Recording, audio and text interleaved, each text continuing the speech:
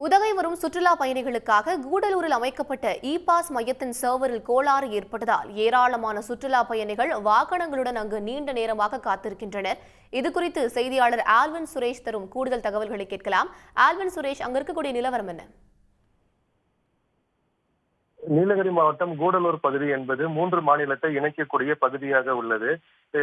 கூடலூர் பகுதி என்பது தமிழகம் மற்றும் கேரளா, கர்நாடகா 3 மாநிலத்தை இணைக்கக்கூடிய பகுதியாக இருப்பதால் தற்பொழுது இந்த இ-பாஸ் நடைமுறையானது தொடர்ந்து இந்த பகுதியில் பின்பற்றப்பட்டு வருகிறது. இந்த நிலையில் கடந்த ஏப்ரல் மாதம் முதல் ஜூன் மாதம் வரை வார இறுதி நாட்களில் 6000 வாகனங்களும், வார இறுதி நாட்களில் 8000 வாகனங்கள் மட்டுமே உதகை போன்ற சுற்றுலா தலங்களுக்கு அனுமதிக்கப்பட்டு வந்தன.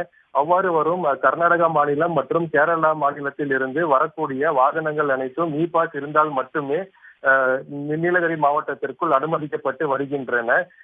இன்று கூடலூரை அடுத்துள்ள சில்வர் கிளவுட் என்னும் பகுதியில் இ-பாஸ் மையமானது அமைக்கப்பட்டு கர்நாடகா மற்றும் கேரளாவில் இருந்து வரக்கூடிய வாகனங்களுக்கு இ-பாஸ் நடைமுறையானது பரிசோதனை செய்யப்பட்டு வருகிறது.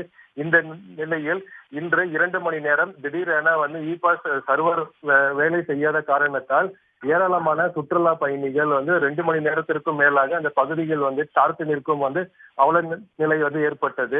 இதனை அடுத்து ஒரு சில சுற்றுலா பயணிகள் அரசு அதிகாரிகளிடம் வாக்குவாதத்திலும் ஈடுபட்டனர். இதனை தொடர்ந்து அந்த இ-பாஸ் மையமானது தற்பொழுது பகுதியில் இருக்கக்கூடிய காவல்துறையினர் சுற்றுலா பயணிகள் பேச்சுவார்த்தை நடத்தியதின் பேரில் இப்பகுதியில் இருக்கக்கூடிய வாகனங்கள் தற்பொழுது அனுமதிக்கப்பட்டு வருகிறது. இருந்த போதும் தற்பொழுது இ-பாஸ் நடைமுறையானது இருந்து வந்த நிலையில் திடீரென சர்வர் கோளாறு ஏற்பட்டது காரணமாக இப்பகுதியில் இருக்கக்கூடிய வரக்கூடிய சுற்றுலா பயணிகள் பெரிதும் பாதிக்கப்பட்டு அவர்கள் பாதி வழியிலேயே நிறுத்தி வைக்கப்பட்டுள்ளனர்.